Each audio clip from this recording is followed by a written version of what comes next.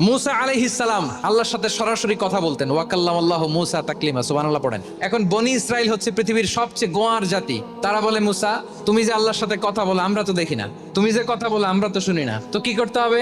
বনি ইসরাইল বলে, আমাদের মধ্য থেকে 70 জন নিয়ে যাইতে হবে তুর পাহাড়ে। ওরা আয়েশা যদি কয় হয় আমরা শুনছি, তাহলে বিশ্বাস করব। কত বড় ডাকাত দেখছেন বনি ইসরাইল। এদের চেয়ে গোয়ার জাতি নাই।